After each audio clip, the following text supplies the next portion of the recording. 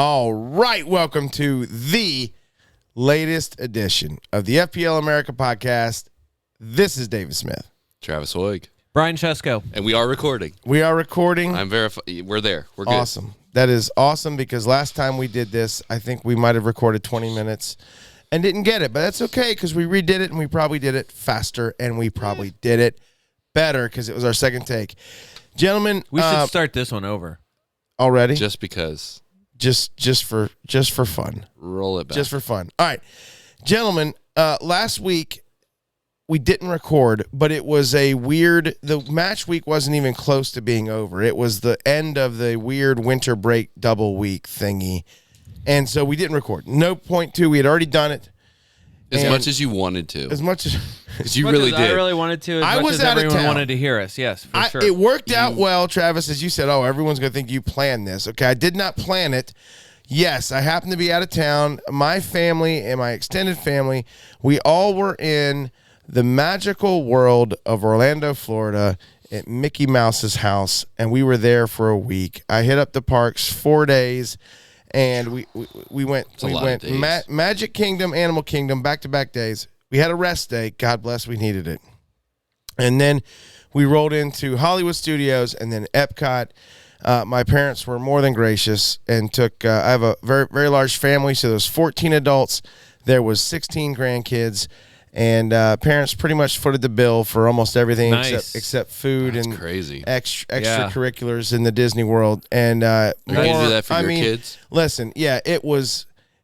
Look, tell us about privilege. I hope I'm there. All right. I hope I'm there one day instead of like just giving kids, grandkids a inheritance money.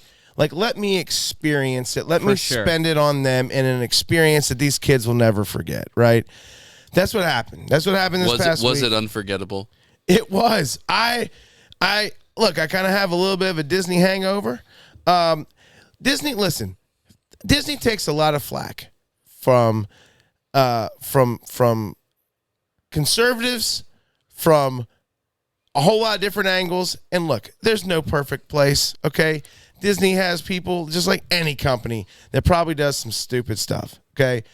But one thing that they crush is details. And I don't know, if you guys go anywhere, the highest compliment I think you could give any place, if you're like, this place, this hotel, this theme park, this whatever, has Disney-level detail. Because no one does details like this place.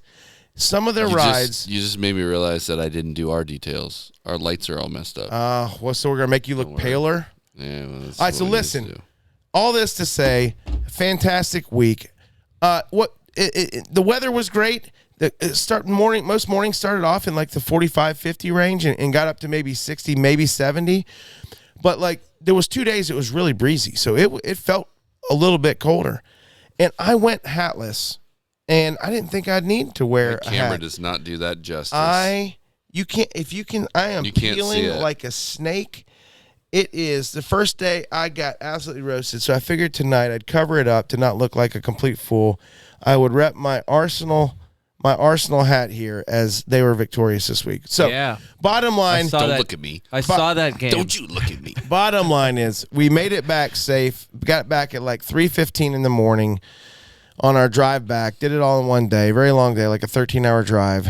Made it back and had a great time was with Brother Matt and his family. I spent too much time with Brother Matt, just kidding, as he knows. But we had just an absolute great time, and there weren't any huge fights. You know, Travis, sometimes too much family gets together, things happen. You know, family can get real with each other real quick. Yep.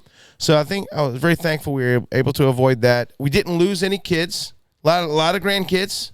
That's hilarious. That you even, I was going to say it's like a Home Alone minus the missing child. There's 16 kids. And majority of them are between the ages of 6 and 10. Yeah. So we're talking like 10 of them in the ages of 6 and 10. When we were there last, we were in the Peter Pan ride because we have younger children. Had younger Fantastic, children at that point. fantastic ride, by the way. And Classic. someone barfed in the hallway, and we had to. Some of those hallways are small. And the hallway was narrow, and you had to kind of you had to like skirt around it and in the tight space. We didn't have a fast pass, so we were in with You were all the slumming it? we were with all we were with all of the pours and Lightning the regular lane, lines. yeah. Exactly. Yeah, Any barf? yeah. So Gross! Really? two different times. Once we were leaving where we were eating dinner at Hollywood Studios in Toy Story Land, and we were walking out. I was first in our little group, and I saw it up ahead. Kid just did it, man. And I'm like, nope. Turned around and like because I caught if my wife would have caught a whiff of it, not good. Like everyone has this in the house. Like someone cleans up the poop disasters with young kids, and then for whatever reason the other adult tends to get the throw up, the clean up. Like no one ever usually does both of them. That's too much of a hammer. But it just seems in my house. I'm the one that ends up cleaning up the throw up, and she cleans up most of the poopies.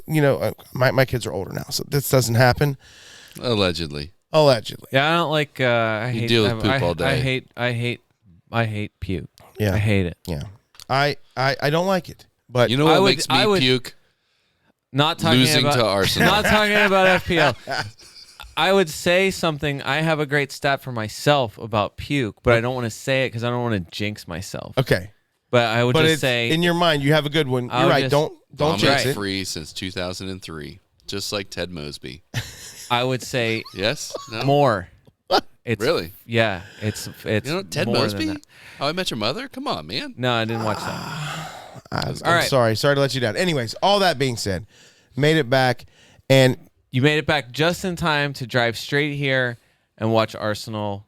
almost. I was back a little bit sooner than that. Arsenal took Liverpool behind the woodshed just after, like you left the most magical place on earth, came back to, you brought the magic with you. I did. Listen, That's what it had to have been. We'll discuss that match first because that's what everyone wants to talk about. No, it's not. Brian, what else are we going to cover as we discuss not Disney? Game week 23 is over. We were recording Monday night, February 5th, 2024. We just saw, if you watched this evening, here on the East Coast of the United States, you watch Manchester City make it a real title race again. Just Phil Foden. City Phil didn't do much. Foden made it the title race by himself. So we need to talk about what happened in game week 23 because I think some of the stuff you've got 2 game weeks before there's a double game week with the 2 most important teams in the league. And then there's a blank after it, right? Yeah. Okay, so it's gonna get weird. Stuff is gonna get weird. This week was weird, I'm sure, for a lot of people. Scores are probably, depending on what happened. One of my favorite things we want to talk about, we were getting into it a little bit before, was just all the price changes.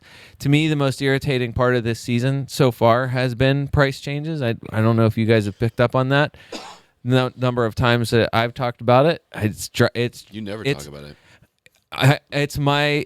I hate price changes as much as I love Alex Moreno. Alex Moreno plays for Aston Villa. Never heard of him. Yeah, he's a guy. He plays for Aston Villa. Your boy had a good week. He did have a good week. He looked good. So I'm saying I think we should talk about the things in general that happened in game week 23 because I think whatever you were thinking, some people really probably changed the trajectory of your decision making this week. If you even have decisions left to make. Wow. Okay. Very good. On that note, Travis, let's get on with it.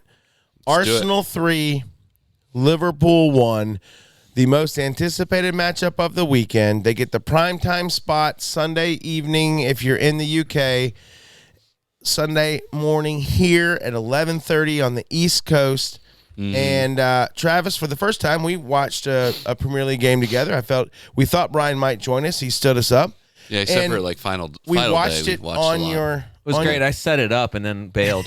That is exactly what happened. Oh man, this would be cool. We should do this. I mean, you guys should do this.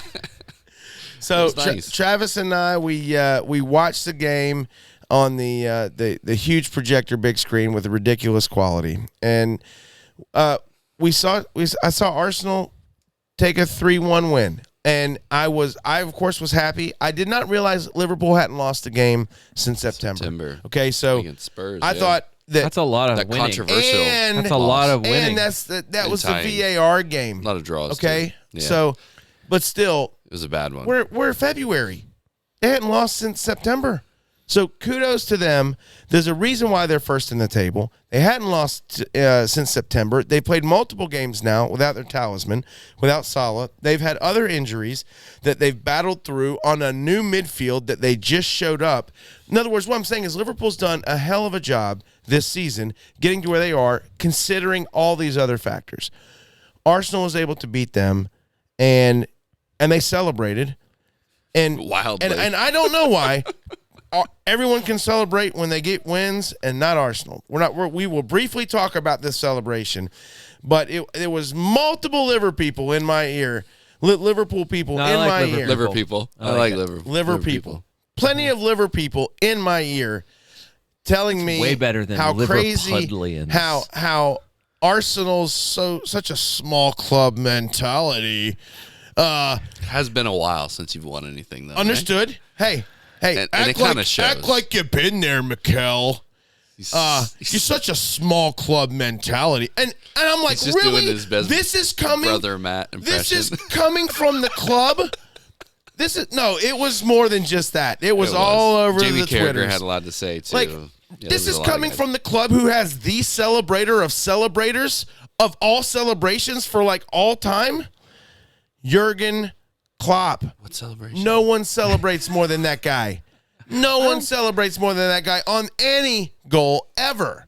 I don't know about that. People forget the first 5-6 years.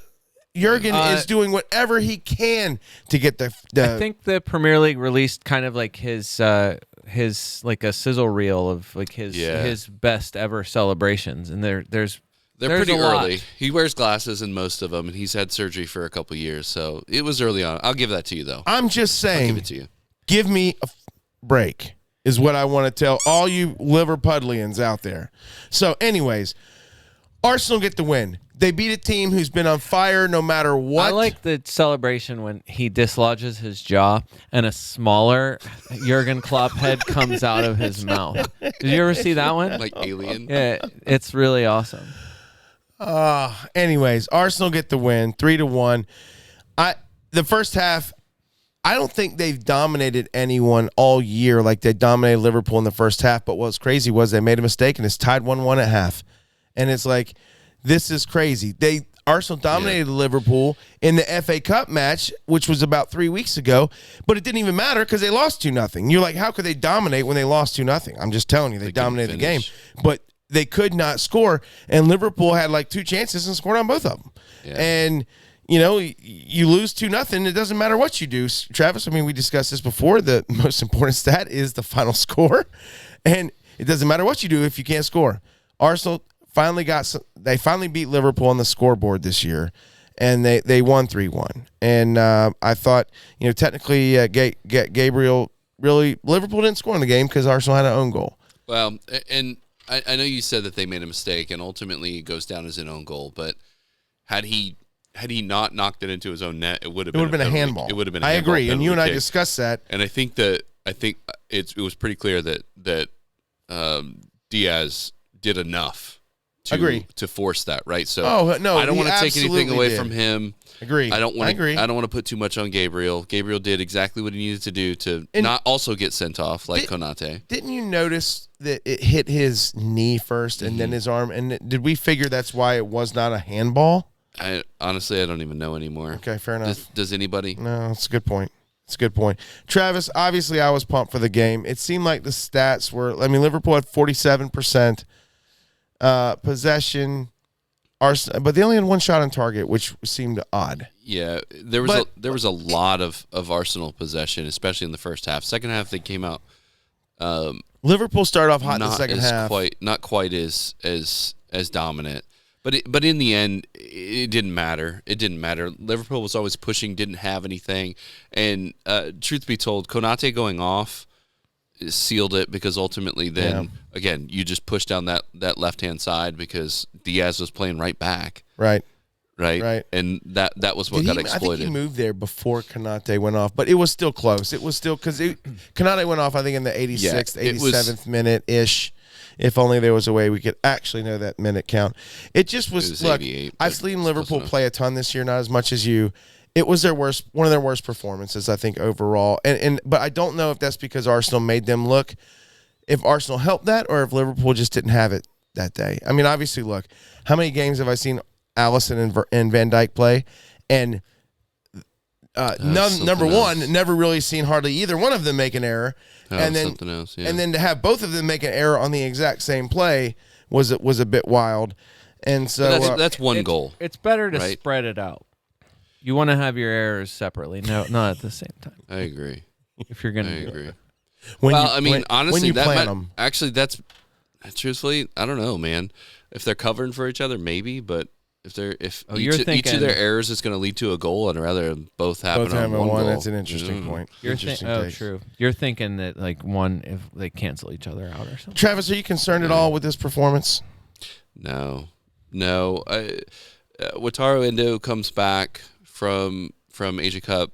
They were knocked down. I think he'll come back and be able to play pretty quickly. Yeah, because Tomiyasu's back for you guys too. That's what I had heard. And signing a new contract, which is probably not good news for you, because he got his bag, as you like to say. It's true. But no, I don't think so. I think that we're changing as a team pretty rapidly, especially with the news of Klopp and his backroom staff leaving. And as it stands right now, we've got Salah to be healthy relatively soon. We have Bradley to come back after that's tough. Barnstormer. I think you guys did miss Bradley. He was one of your hotter players. Especially because Trent Alexander-Arnold did not news. play well. No, you're right. Trent did not play well. Horrible news for Bradley. If anyone doesn't know, his dad passed, and so he missed this game. Yeah, 3 days after picking up the man of the match performance on a goal and 2 assists. Yeah. At home, his dad, I don't know if I heard that his dad was there, but his dad watched the game. It was a big deal. Yeah. And then so tough thing for him, tough break for him, which is fine. But again, if we're talking about a player who has 3 starts, right, in his career as being someone that we missed, that's a problem, that's fair. right? That's a good point, so again, the team is shifting. And we saw some good signs with Robertson back in, Alexander-Arnold back in, Thiago comes back. I forgot he even played for us. So there's some good news there. Konate going off is not good news for us. I thought he played very well prior to. I agree. Prior to that, I think that the vast majority of people would that are rating performances. He had to cover very, very low, on Martinelli, but he was because Trent was not around. He was playing in an aggressive match, and honestly, and Klopp asked the same question after the match in his post-match interviews. He said, "I don't understand how Konate gets sent off, but Gabriel does not, especially given Klopp had that a list." Yeah, it was odd. Well, Travis, in fairness to that, you and I were discussing the inconsistencies. During the game. He was discussing on the inconsistencies. both sides. Klopp was arguing with the fourth official about a foul that a Liverpool player had committed. Yeah. That was a yellow card for an Arsenal player. Right. He wasn't trying to get his player a yellow card. He was saying, "How is that a yellow card for them? It's not a yellow card for us. You have to be consistent. How do we know what to do anymore?" Right. And Craig Pawson was just. Yeah. No, but he's right. I think some people were mocking Arteta because Arteta was pointing at his watch when Liverpool was trying to throw the ball, and Liverpool was down 2-1 at the moment. But I think Arteta was also trying to point out that, okay, we've gotten delay of game a few times here at yellow cards. They're taking as much time as we are, but they're not getting a yellow card. And I do understand. Ben White was taking way longer than everybody else. I don't know what he was doing. I'm not defending that. And you guys weren't even up at that point. I know. It was 0-0. It was 0-0. So I don't even know what he was doing. There's no need to, we discussed this. There's no need to stall or whatever. I don't know if he's waiting for the perfect moment. All right, let's reel this back. So just for the record, Dave, you're okay with this win? Considering the asterisk on it because of all of Liverpool's absences. Win is a win. Okay. The points are points. I would agree. Yeah. Win's a win. And whether it's Salah or not, And Szoboszlai wasn't out there either, which we got lucky. I'll say it. Well, we got you lucky. had Jesus out. You were in the best. Jesus it was the best Salah circumstances for a win, and you capitalized, right? I mean, that's really right. At home. Your team was looking good for the most part, save for obviously Jesus not being there. Partey's been out most of the season. It's going to feel like Thiago when he comes back. When you have Declan Rice in the middle, it doesn't really matter all that much, can you imagine what it'd be like if they both played? Although we got Jorginho, so there's that. Yeah. Anyways, all right. Moving on, fantasy-wise. Well, there's a ton of... a lot of people sold Saka, Brian. So I was going to say, I think the first, like I said about price changes, like one of the significant price changes of... It's not surprising considering his overall selection percentage, but Saka was one of the people who dropped in price this week. He went, he's down to 9-0. I get it. He's 60% selected. Fine. His fluctuation, there was Late Riser said it this week. He shared it anyway on X. X used to be Twitter. I don't know if people know. Can we just stick with Twitter? Just the FML FPL guys said it years ago about they have a pretty hilarious thing about the mystery of FPL's price changes. I think the way they describe it is, if I remember right, is that they said it's like you're two people playing chess, and you set up the board, and then the guy pulls a piece out of the bag that you don't have, and just saying like it's just a hilarious thing. Them talking about how like that's so good, right? Just saying so like. Good. There's no rhyme or reason to it. People have to create algorithms to guess whether or not there will be price changes or not. And even those are just because there's no transparency in the way it is. Haaland is the perfect example. Like the amount of people who got rid of him and the fact that his price only went to 13.9. That was the lowest that he got. And now isn't bought back anywhere near the level he was and is already up to 14.2. Right. So, like, the fact that I'm just saying all of that to say people's bought and sold everybody and are doing it as fast as they possibly can. Again, do what you want. It's your team. Get whoever you want. I just think at this point, I don't know how many times you have to do this and be proven completely ridiculously wrong about doing that. Saka is one of those guys. I get it. You got to sell someone. I think that's another really good point that, the kind of the pundit class has pointed out. And something I think is just a kind of a theme for this part of the season. You're not selling a bad player to bring in a great player. Most of every swap you're making here is a very good player for another very good player. Like you're like, so I get the money, the Haaland effect is strong. So everyone was trying to make way. If you had made the decision to go to him, knowing or with the hope that he was going to start this week, like you were probably getting rid of any money that you felt like you could, and Saka was one of those guys. So I don't know who you traded him for. I'm not sure what the swap is there, but likely you're not happy about him finally having scores a goal. I think 2 bonus. Saka had 2 bonus, subbed off early, which, by the way, that was just a kick. Arteta's saying he got a kick in the ankle, should be fine. Should be fine for Saka is fine. He's fine. Right. But yeah, I mean, you felt like he was, he's been excellent. I mean, this is, what are we on here now? 3 returns in the last 4 matches. Yep. Official returns. Unofficially, would have had a return against Crystal Palace because it wasn't until after the fact that Gabriel's assisted goal was credited as his goal. So that would have been Saka's assist. So technically 4 straight returns now for Saka. And that kind of burns you a little because we weren't talking so long. Whoa, easy. Earthquake. What? It wasn't long ago we were discussing. It's on the cord. You were like, why is everyone... You were kind of anti-Saka. Yeah, I said it. I said it going into the Crystal Palace match. I was mad that he didn't get anything because I said I meant it. I felt bullied. You felt bullied by the FPL community. Do I feel bullied now? I feel less bullied. Okay, but you own him. Points help. Yeah, right. Of course. I was not gonna. Even this week, like he was not even remotely a consideration. To not getting rid of. I have Jared Bowen, and I still have Salah. I have not gotten rid of Salah. Yeah, I was about to make a confession that I never sold Salah, and I never sold Haaland either. Oh, nice. Because of exactly what you were describing. I kind of question both of those a little. I question myself. I absolutely should have done it, but the reason why I didn't was because the price changes didn't make any sense. And so I had both of them from the start. Their prices went up, and I didn't understand how I was going to make money or lose money based off of I couldn't afford to get them back in.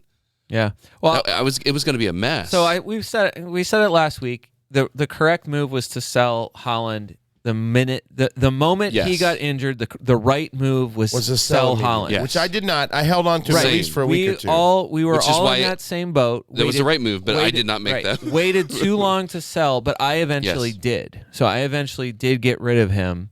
And I think it was either for Solanke or Watkins. So it was for somebody. It was for players that, again. Like I'm just like it's just dumb. I feel like I've been like 3 weeks behind the template every week this season. But whatever. Like eventually you get to the players you get to. If you didn't get rid of him, that's the thing with Salah. Like I kept looking at it, and I'm like, all right, well now what? Like, should I just hold him now that I have him? Like, should I just keep like kind of hanging on here? Like, I know when he's supposed to be back. I know how they're describing the injury, but then I'm like, you never know. Right. The whole thing is just kind of like, instead of making I've been patient on the moves and patient for probably too long. I mean, that's just the bottom line of it. So yes, the answer, you're right to question it. And the only reason why is this: even if you are concerned about, okay, if I spend that money, I have to try to figure out a way to get that money back. Sorry, I do not have Salah right this second. But you did But I did until this game week. Okay. I should clarify that. So the other thing is this: once I sold him once he was gone, I'm like, I'll figure it out. I'll just figure it out when he comes back, and I'll figure out the money. And for a little while, I just kept the money banked, but at least wanted to put someone in that spot who could hopefully produce. And then when he got hurt, then I'm like, well, I never like having guys coming off an injury anyways, unless he's the alien named Erling. So even then, I didn't go to Haaland. I went to Haaland this week. I did not last week. There was rumors he might play, and he subbed on last week. Right.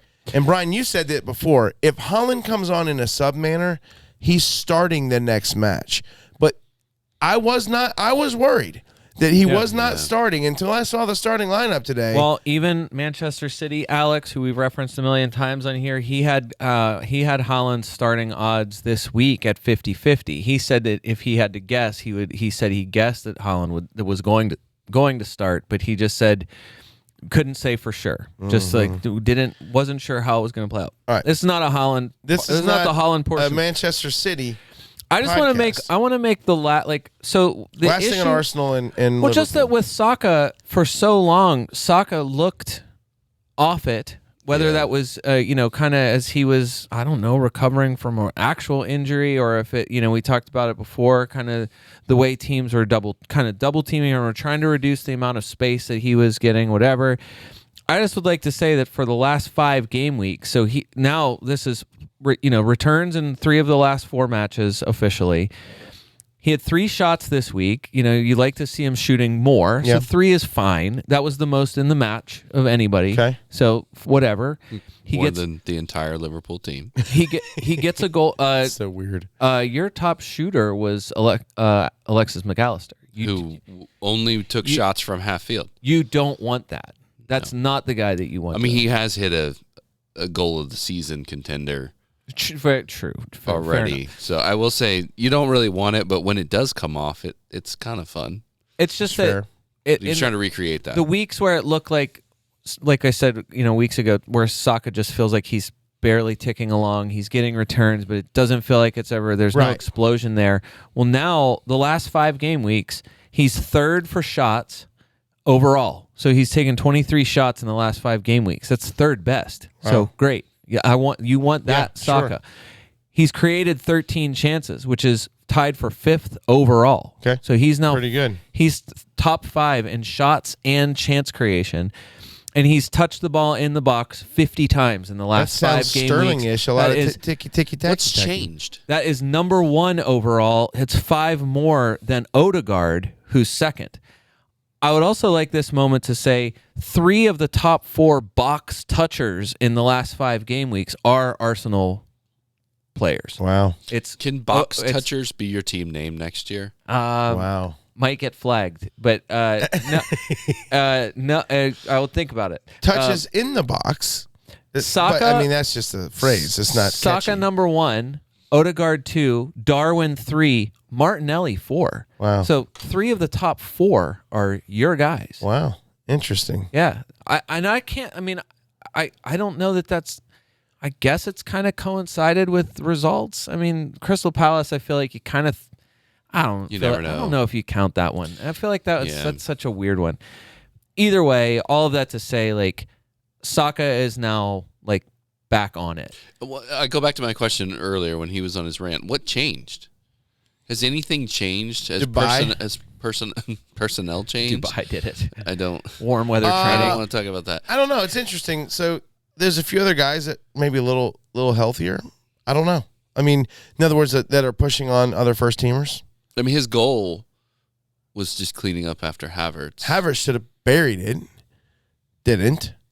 But still, like, so it wasn't like he made as a former host of this pod. You make your own luck.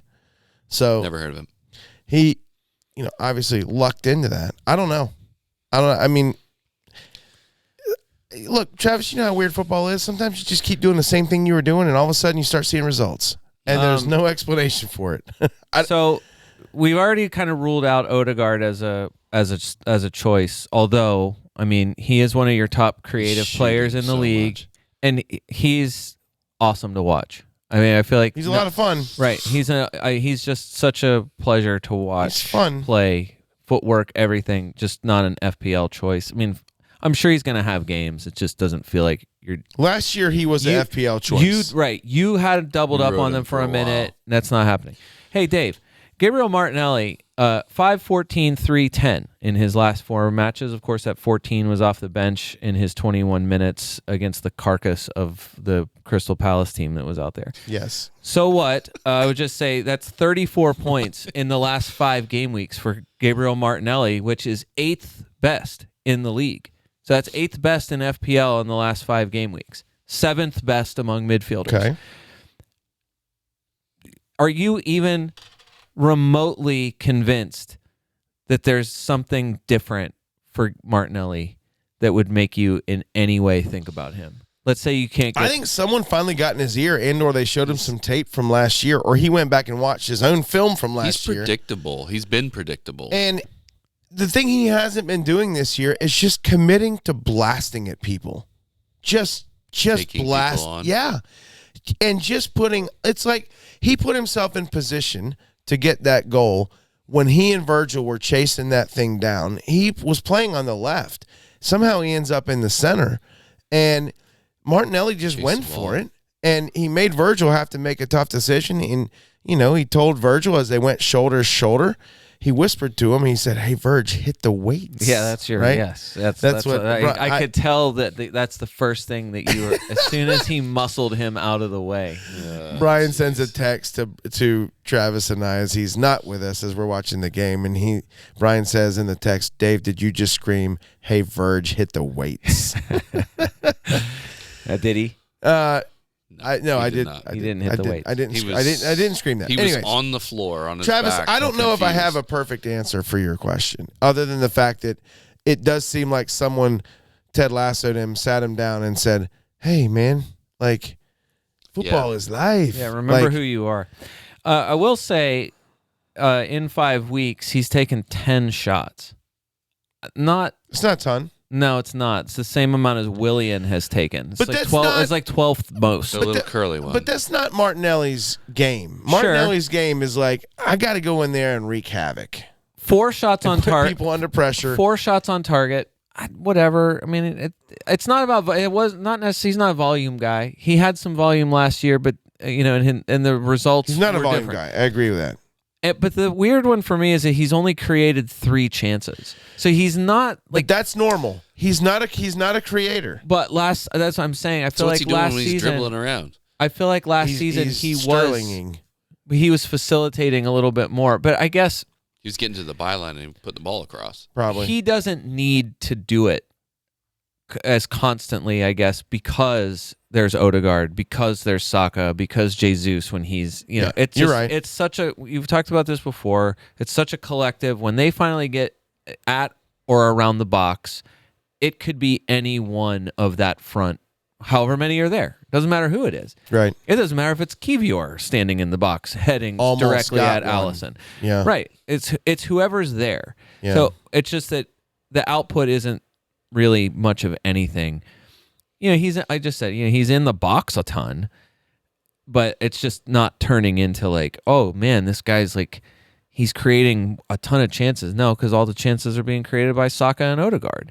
So I guess that's what I'm saying. Like the numbers are legit, and he has a great game this week, whatever. It's fine to get 2 bonus. Right. But that's what I'm saying. It's a 10. I mean, he went double digits. That's a great week. But he's in 5.9% of teams, understandably. So I guess that's my question. Is there any reason why you would even accept that you wanted someone from Arsenal and you can't afford Saka? Do you even see Martinelli as something to even think about? He's still 7-7. That's why I know that, and that's the part I think that's the hardest thing about him. I would say no, and this is why. Because Phil Foden for me is 7-8. Phil Foden for other people buying right now is 7-9. So okay. Now Foden started a lot of games. It seemed to be Foden used to be a start risk, but you can go back and look at Foden's starts this season. It's been a long time since he hasn't started. Bournemouth, he played 45 minutes. So, and that's going back like 12 match weeks. So, I think, if you're looking in that range. Yeah. And there's time, and we'll talk about it too. I feel like there's so many selection headache because of the lower price guys. Like Neto's 5.6. Right. He hasn't gone up yet. Right. And I feel like you get just as much, if not more, output. Give me a Wolves. At the best Neto that you get than the best of Martinelli. I think. But Martinelli's, his cap is a brace. Like he's obviously capable of doing that. That's the only reason why I asked. Last thing about Arsenal. First of all, Jesus missed another game with a knee issue. Yeah, problem. Does that bother you? Yeah. No, but I guess does it bother? It bothers me that he's not in the lineup. Does it bother the team? No, I think they've learned to adjust. Great, and I'm not saying he's a non-FPL choice rest of the season, barring something crazy. They can play Havertz there. They can play Trossard there. Right. They can play Martinelli there. It's whatever. Zinchenko, 45 minutes. Arteta says had some feeling in his calf. He was feeling like he was going to throw the game away. Travis, there was no feeling in that calf. No. Bro. Hey, look, they're saying calf issue. Subbed off at halftime. This is the 4th time that he's had a calf problem since 2022. Yeah. This is especially from thedailycannon.com. Okay. Tomiyasu's back from the Asian Cup. Yep. They're already saying should be fit and available for you guys. I think West Ham's next, right? Great. He should start. Not to mention, how awesome was Kivior when he did come out? Kivior did great. Right. He did fine. A very good performance from Kivior when he was substituted. Yep. Would you even think about either of those two? As if I know they're starting, that's the problem, right? Like we're just not going to know. Can't imagine that Tomiyasu comes straight back from Cup, goes straight to training, straight into the starting. You think he might? I don't know. They trust him more than Kivior? I think so. Tomiyasu was playing more than Kivior before. That's a good, right. No, and he still kept playing. Yeah. Right. So he's match fit. I don't see why not. Yeah, I don't see why not. It's just Travis and I were discussing. I'm saying I think you've seen when we've already seen it. The last 2 things that Tomiyasu did before he left before he was out in game week 15. He went 7-11 against Brentford in week 13 and 11 against Wolves in week 14. Like he was awesome in back-to-back weeks and then just was gone. Yeah. So we've already said that, when he's out there, what he offers, is every bit as good as what Zinchenko. He's been way better seems to this offer. year than he was last year. Okay. I just at 4-5, it's just somebody that to me, if I feel like 4-5 for that position, that player, given what he offers. If it does turn out to be something long term with Zinchenko, I feel like that's like Agree. that's an absolute steal. Agree. Travis, Joe Gomez, is he going to continue to play defense for Liverpool? And this is my last thing on Liverpool. I think he's going to have to. I own him, but with Robertson back, Trent being back enough, Connor Bradley being in form. Now, Konate, Gomez bought That's another why. week. Okay, so I get That's one why. more week of Maybe Gomez. It'll either be Gomez or But then what happens after? Kwanzaa, and I would lean towards Kwanzaa probably. So Gomez might sit. Okay. So he might start this week. I just wonder, where does Gomez Ben White his way into a lineup regardless whether it's center back or right back or left back? Gomez seems to be able to play all the positions, but now all those guys are back who are the original guys. So the utility guy Gomez, it's a baseball reference for those out there. What happens to Gomez here? Because I'm a Gomez owner. I didn't start him this week, but I had the 2 weeks prior, and he scored some good points for me. It just depends on what Bradley's doing. It depends on So what I Bradley's doing. need to not start him next week, is I what would- you're saying. Your Honestly, confidence I level would- of him I would- starting next week is low. If he starts, it'll be center back. Is what I think. But Liverpudlians love Kwanzaa. Kwanzaa might get the go. Do you trust Kwanzaa or Gomez more? They're really similar. Pretty raw center backs. Kwanzaa has a higher ceiling, and is a more suitable center back. Like he's a center back player. I honestly think Kwanzaa probably gets the nod. Wow. If I've got Joe Okay. Gomez, I'm thinking about moving him at this point. Okay. All right. There's two other things for Liverpool. Actually, three other things. We can talk about Oh in my big, gosh! I well, thought there was. just thinking for bigger strategy We've purposes. been talking like, for an hour just about saying that- just this one game. Liverpool's got a double. Is great one of the game. doublers coming up? Jota, obviously, I think Jota probably did go up in price this week. Jota gets you nothing this week. Davey Right. benched Jota. I did. Tons of people out there benched Foden in favor of playing Jota Unbelievable. against the best defense in the league. A bold choice. Turned out not the way probably you It's were hoping. Hota. That's how he pronounces it. So, you still buying him? Probably. Okay. So At people, least for another week or two. right? Jota? And 25 is going to be, Oh, is going I'm to be starting tough. Jota next week. So Yeah, you've got him. Do you have him? I don't. Okay. I have toyed with it, but again, because I own Holland and Salah, it's not super easy Yeah. to make the numbers work. I can't, because I swapped Salah for Richarlison. Same. I can't make I have a Richarlison going. now with my forwards. I'm not trading Ollie Watkins to go to Holland. It would have to be Solanke to Holland, Which is a bigger jump. which means I can't go Jared Bowen to Jota. Jota. I don't think. I think the money doesn't. Yeah. However it is that money Yeah. doesn't work. It has to be somebody that's less than I think 6.2. Yeah. based on what I Yeah. got. Either way, because the reason why I ask is because the next person I was going to say is Darwin Nunez, who we not only did we were not here to talk about. I don't know if you heard Jurgen Klopp is retiring or he's leaving Liverpool at the end of this season. Had you heard that?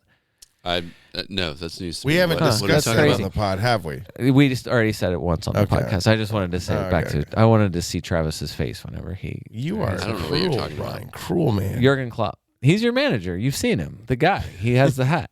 The teeth. He's always doing stuff. The guy.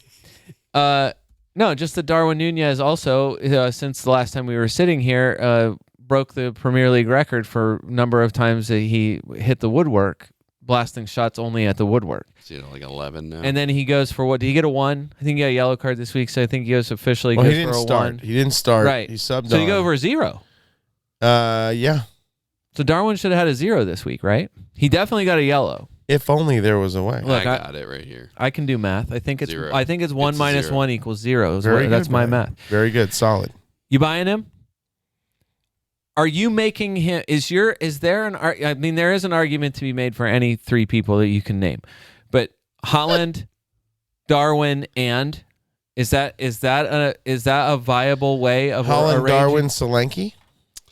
No, Well, I if you're think- doing it by I think if you're doing it by Watkins is numbers, still- I think- it's Holland, Watkins, Darwin is your stat guys. But money, sure. I was mainly talking about money. Solanke's the Yeah. lower end guy that most people can get to. He's got What's 20 money- more points. What's money got to do? He's with got it? 20 more points than Darwin. Okay. And the other part of it is you've also got Cunha who's coming out of nowhere with, and he's similar on points to He's Solanke right now. 5'7". Right. We'll get to the So- selection headache that he's causing here. All I'm saying is I think there's alternatives out there. He's not Okay. hot, but when he gets hot, maybe it'll be worth it. But I just don't trust it.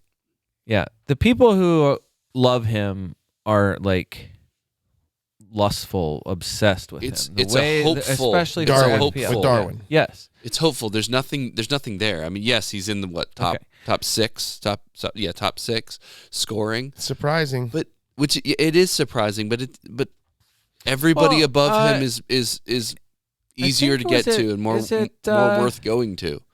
Who did I just see that did it? It was I thought he was more than 7'4". I thought he was around 8. So in my face.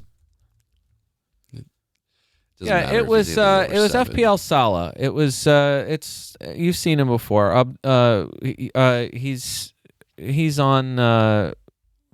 He's on the official FPL show. Okay. He's doing stuff. All right. He Doing because he stuff, posted thank you. he does stuff. He does things similar to your manager. He's always doing the stuff. He's a guy doing things. No, he posted a question earlier or within the last day. It just said, would you say this is a good FPL asset? 16 returns and 14 starts, an unexpected goal involvement of 14. He's averaging 6.4 points per start. He's less than 8 million. And he's a first-team player. Of course, by a large margin of everyone, of course, those numbers, you say, yeah, that's a good FPL asset. And the point is, His name is Darwin. right, it's Darwin Nunez. So, and then, of course, the replies are just, well, yeah, it's a loaded question. That's in his starts. Like, some of Yeah. his returns are off the bench. His point was, even if you talk about him getting points off the bench, that just makes the case better for him. Yeah. Right. So I guess that's my I'm saying I don't think it's he's still he might be a maddening choice, but to me I guess that we're going to be in that perpetual state of Right. Brian, what would you do with him? Right. Travis, would you rather own Darwin, Cunha, Solanke? You got to pick one. On form, probably Cunha right now, even though I own Solanke. I didn't know. I didn't ask who you owned. Didn't ask you about form. Well, I just said Cunha, Okay. and then I that's qualified. Okay. All right. So that's your choice. But you said on form. Yeah. Current form. If someone made you Cunha's the right choose. choice. Okay. Brian, same question. Cunha, Darwin, Solanke, pick one right now to own. Right this very second. Right this second. Darwin. Interesting. I think wild. Travis, I'm with you. I would go Cunha, which is wild. Like this week I had two free transfers. I'm considering. I need to at minimum use one. So it's either going to be in the defense. That's why I was asking about Gomez, but Solanke. Look, Solanke's been really good. He's the fourth highest scoring striker all season. The last 4 match weeks, he's given you 1 return. Now, you could say that was against Tottenham, Liverpool, and Forest. He did not give you a return, and he did give you a return against West Ham. It's fine. I get it. In other words, like Spurs, Liverpool are in there. And Solanke's been really good. It's just there's something about Cunha, and Cunha is also at 5'7".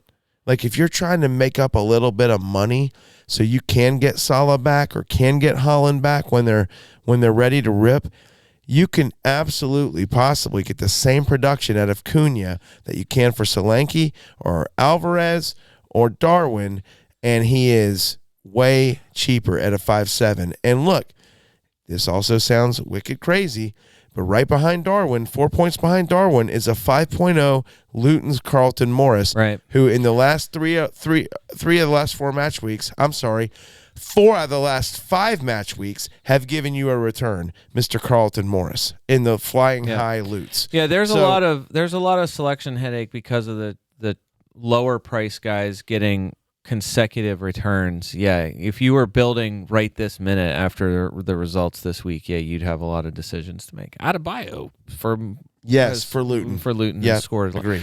All right. Last things about Liverpool. Robertson being back matters, yes or no? Yeah, probably. 21 minutes off the bench last week, 32 minutes off the bench this week. At this rate, he'll be ready for a full game by the time Liverpool officially lose the title to Man City on March 10th.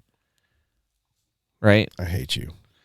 So I just don't know if he's going to matter. He kind of mattered. He was way up there in chances created even after he went out with his injury for defenders. And that's the reason why I think he matters. Is he was because high on the list for he was his still delivery, in the top 10 Wow. for weeks and weeks after he was gone. That's wild. His delivery is very, very good.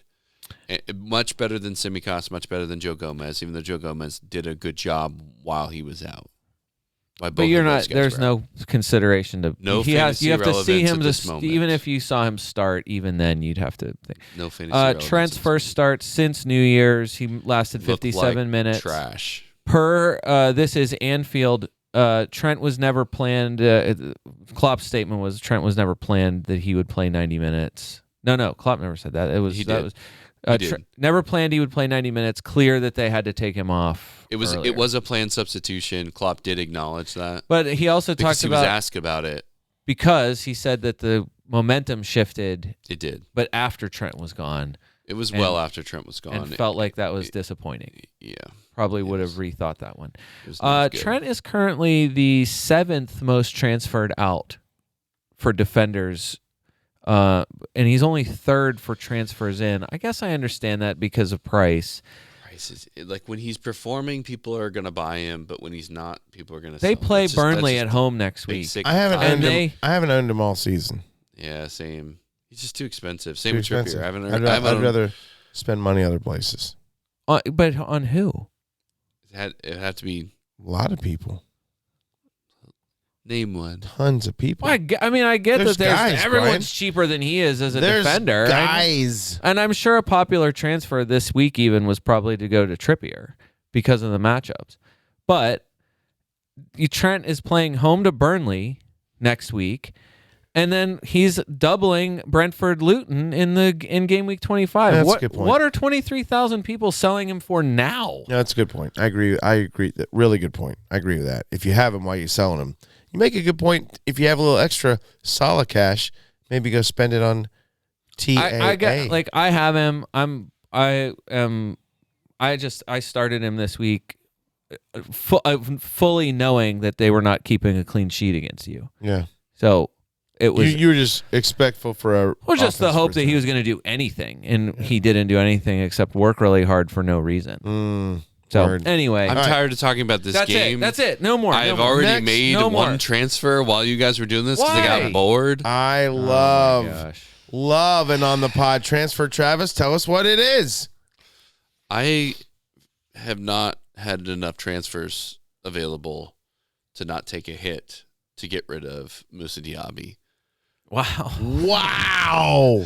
Diaby's still in your team? Not anymore. I took care of it. Wow. What year is it? Wow. He's only been in the Premier League for one season. Yeah, you're so. right. Yeah, I forgot. Right. It feels like it was 2 years Diaby ago. out. I haven't been playing him, but he's been in my team, and he's too expensive to still be in my team. Understood. But again, I hate taking a hit. I don't get enough points to take hits. You should drop way down in your rank and do what I do and take hits. I can't do it.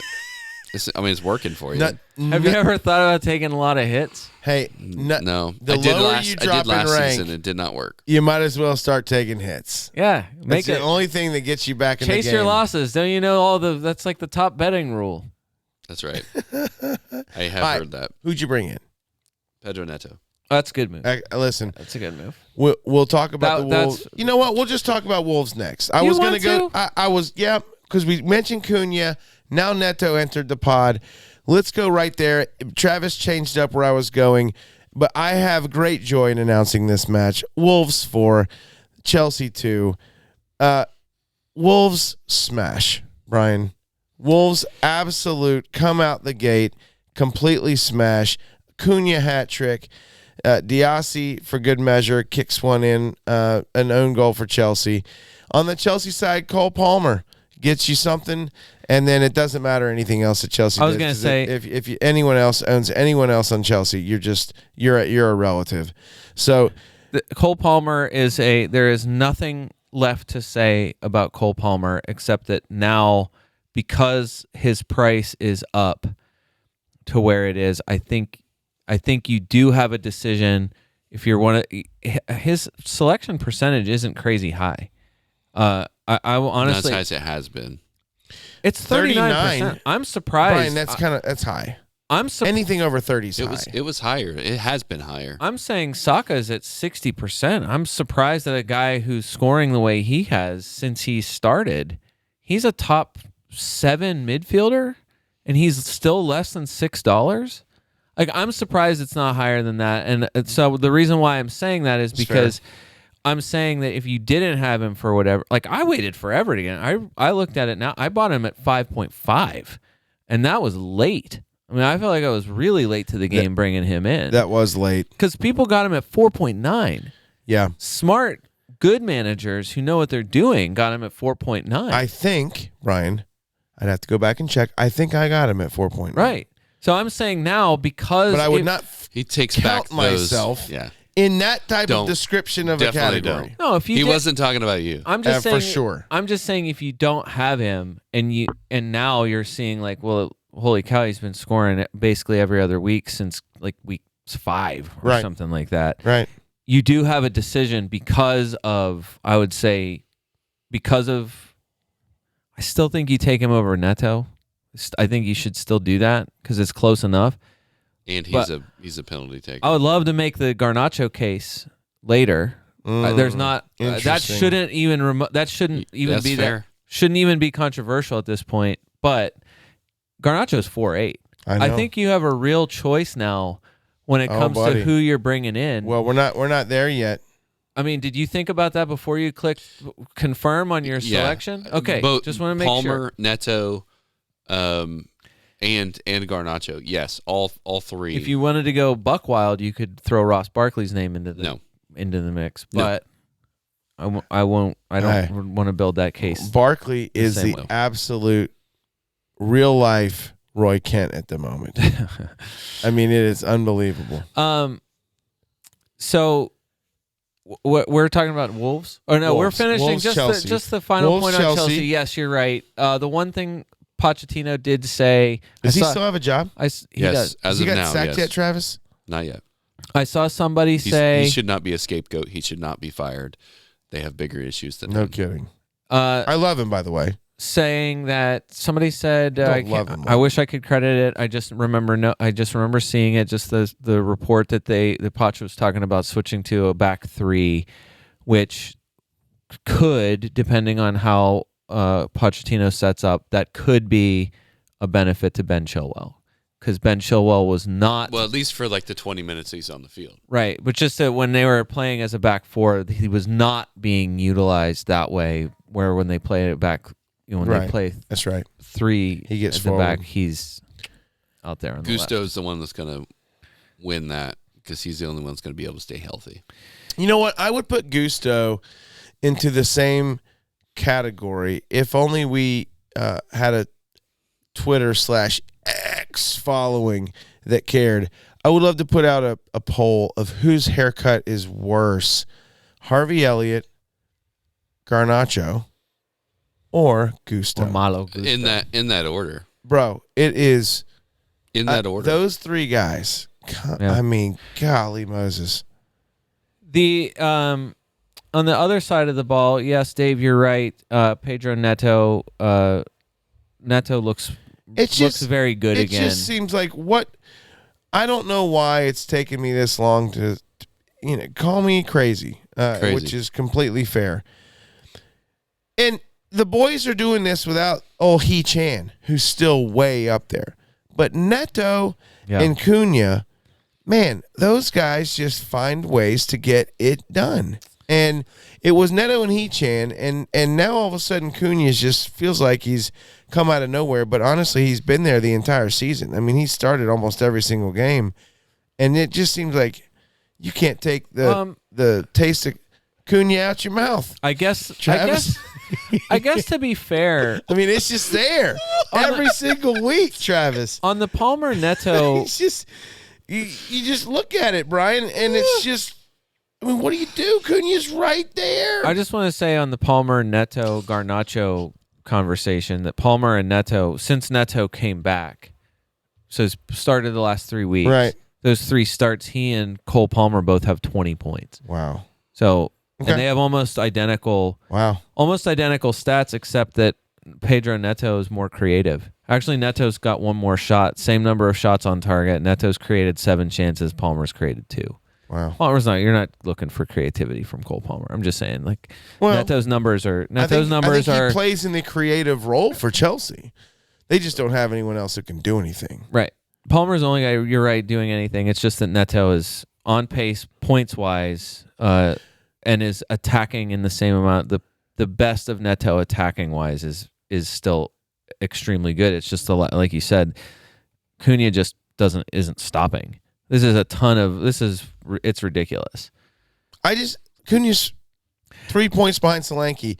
How often have we talked about Solanke? And this is the first that I can remember reasonable amount of time that we've mentioned Cunha. In our second installment of People Are Stupid Because They Sell People and Make Price Changes Happen, Okay. Cunha went from 5.8 to 5.7 ahead of this 17-point performance this week. Good job. The less than 7% of you who got rid of him enough to drop his price. Unbelievable. Yeah, fair to say, Cunha is back on it. So Returns in 4 of his last 5. 39 points in the last 5 game weeks, which is tied for 4th overall with Richarlison. Wow. And I would just say, so this is exactly it. Like the selection problem with forwards right now. If you're going Haaland +2, right? I think that's what everyone's target is. If that, Yeah. I'm sure there are still some rogue managers who are just going to say, no, Haaland, I'm not going to do it, whatever. And I'm sure it'll work. There's ways to make it work. I just think that there's now by numbers, there's a 50% chance that it's Haaland plus Ollie Watkins, right? Or like how does the math work on that on percentages? Haaland's like 60%. Ollie Watkins is like a 53% selector or something like that. 62.8 on Haaland and 53.7 on Watkins. So what's the average of that? Like there's a significant chance Yeah.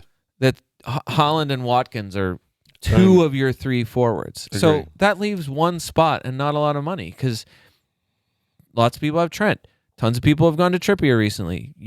60% have Saka. De Bruyne is the hottest player in the transfer market right now. And then after that, you just watched Højlund score for the 4th time in 5 games. Yep. Adebayo scored again. He's 4.9. Like you said, Dave, Carlton Morris is 5. 3 returns in 3 straight. Not to mention, Ivan Toney, I get it. You weren't expecting anything against Manchester City. He's about to play twice.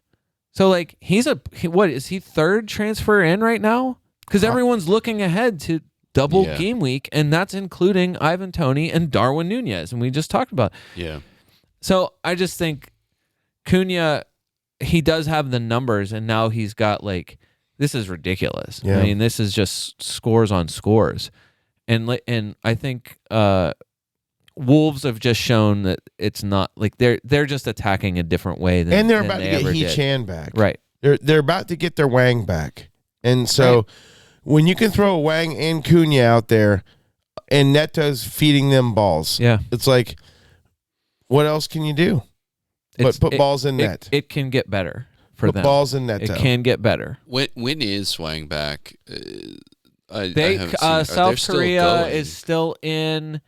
Klinsmann's got them cooking. Is Klinsmann their manager? Mm-hmm. Wow.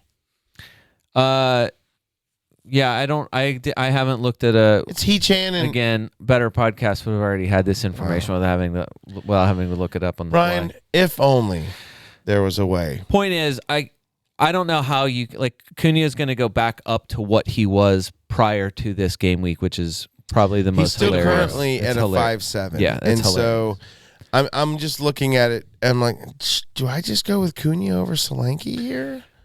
Well, I mean, Brian, look, if you had to make a choice right now, Cunha over Solanke? Question mark. The semifinal is tomorrow. Between South, who South and who? Korea and Jordan, and Qatar and Iran is Wednesday the 7th, and then the finals on the 10th. So if they win tomorrow, South Korea wins tomorrow, Korea they would play the winner. 10th, which is this Saturday. They will beat the Jordanians, and I love Jordan. I've been there. It's an awesome country. A really, really awesome country. But South Korea is going to beat Jordan. Jordan has not played well. I would tend to agree with that. So after the 10th would be the answer to South the Korea question. makes the final. They'll play a tough Iran. We'll come back. Maybe. Okay. So Or he chance Qatar. coming back soon. Well, for 25, game week 25, probably at this point, right? Yeah. I mean, all right. that's the 17th. That's Assuming he a week doesn't from need the any. final. Assuming he doesn't need any rest. I think He may get a rest. I but think in that price range, Dave, once you're down at 5, you're at 5 point. No, Cunha is 5.7. Mm-hmm. Yeah, you're right. I'm just. No, I was could thinking go. 5.8. I could gain a pound dollar and a little bit more if I go from Cunha to Solanke, and I would say, am I really losing anything? No. If they're even Steven, then I'm gaining a pound dollar. Yeah, I mean your debate really is I mean just by viable people in that range. And Wolves, it's it's Cunha. fun Wolves right now. We might give up 10 goals, but we might score 11. It's would you buy in on this like 3 returns in 4 weeks from Adebayo? Like pick one Luton. pick one of the Luton, either Carlton Morris or Adebayo at 5.0 or 4.9. That to me is a money. That's like, do you need the money to work? Yeah. No, I hear you. Because I looked at the schedule. I did what a ton of other people did. I made one transfer. I didn't need to make the transfer. I would have been better off to not have done it. I did Joao Pedro 2 weeks ago and watched him get a 1 or whatever it was last week in like probably the best matchup that I thought they were going to have, and they proceeded to get crushed. And so this week I watch again as I'm like, everyone's transferring him out, of course. They're trying to go to anybody else, and he does good. Like he ends up being a good player this Joao week. Pedro And Pedro's- or Cunha. He got he got a knock. So he only played 71 minutes. He played 70 minutes against Luton, and now goes against Crystal Palace, scores a goal, he got 2 bonus points, scored their 4-1 win and gets an 8. So then the Brighton schedule is still, it's at Spurs, at Sheffield, home Everton, at Fulham, home Nottingham Forest. That's your next 5. There's goals in all of those games. Yeah. So it's the reason why Pascal Gross, it's why Estupiñán, it's why everyone was kind of going to any level of Brighton asset was because of this run of matches. So yeah, I mean, it was hilarious to see him get knocked at 70 minutes. I'm saying hilarious because I was laughing my head off. Knocked at 70 minutes because of a knee issue. Is yellow flagged the entire week. Manager says not sure. We'll have to make a late call on him. Starts and plays 87 minutes against Crystal Palace. I think the knee's okay. So yeah, and then like I said, goes for 8. He is the penalty taker when he's out there. So like that's why I mean all I can do is be hopeful. I can't do Joao Pedro to Holland and have anything but 4-5 left for a midfielder or whatever. Yep. So, like, Cunha is out of reach. And as much as I would love it, like, I'm not wild carding. If I was wild carding, yeah, you'd have to think about it. All right. The Max Kilman's one of we're back to the same place. Like all the Wolves defenders, just because they had that run, starting to rise a little bit here. like on form, on points, they're up there. So Max Kilman's one of those guys too. That's like, you could think about it. I think we said it weeks ago. They're all 4-5 or less, but I just feel like that's a risky. That's like those are luxury moves. All right, Manchester City game of the day today. 3. Brentford 1. We've mentioned City a lot, so I don't know if we have to dwell on this long, and I'm kind of going through these games so we can throw out some hot names out there. Tony played in this. Brian, your favorite boy, Neil Maupay, got the goal scoring in this match. Brentford goes up 1-0. And then after that, it was the Phil Foden show. Fall down Phil. I said this on our text thread earlier. It's amazing what happened when he stopped falling down. He started scoring. You're going to have to change the name. Fall down Phil? Yeah. He's not falling down, really. You know the only thing, like Travis said. I can call him not falling down Phil. You know the now. only thing he's not falling, that did fall? Is goals in the net? His price. That's crazy, Brian. This is... Is it, though? Yeah, it is crazy. FPL Raptor. FPL Raptor. Everybody's favorite FPL solo commentator said earlier, kind of, I feel for people who benched Phil Foden. In the situation most people were looking at going into the game week, he was probably the best player for people to bench. No, I disagree completely. What that meant is that they were playing probably Holland, Watkins, Solanke. Holland, Darwin, Solanke. Whatever it is. Like that front, it was playing 3 forwards, and then likely for you, where you said, no, I'm not playing Jota against the best defense in the league. I'm going to play someone else. Right. I'll play fall down Phil. Right. That's not the decision lots of other people made. Phil Foden was on the bench of a lot of prominent people. I just don't prominent FPL, very good managers otherwise, benched Phil Foden and were looking at a 20 in their first bench spot. It's got to be a sick feeling. I just don't understand. Out of all the choices that you have to make, and granted, someone could look right back at me and say the same thing about Jota. I could list off Jota's numbers, and you're like, really? You benched that guy? Okay, well, he was playing my team, and I was just pot committed. I didn't want to root for him. And so I just did. That's one reason why Jota got the bench. So then I'm looking at, okay, I got Richarlison, Saka, Palmer, Foden, Jota. Great. Right? I mean, that's my midfield at the moment. It's a good midfield. So I'm looking at it Phil, and I can go back to match week 17. Here's his scores: 5, 8, 12, 2, 6, and then he rips off a 20. Yeah. I just, when you're looking at, if you cut the 20 out, look at it, and you're like, am I really going to cut that guy out of the lineup? And I would have cut Saka out the lineup before I cut out Foden. Foden went from 8-0. I would have cut Palmer out before Foden, probably. He went from 8-0 to 7.9. Like we said, scores of 20. Took 6 shots. It's number 1 shooter this week. Playing really centrally. It seemed like De Bruyne was out wider than Foden most of the match. I would just say, too, last 5 game weeks, because I like this. I like 5 game weeks as a metric. Yeah, look at you. 48 points for Phil Foden in the last 5 game weeks. Number 1. Yeah.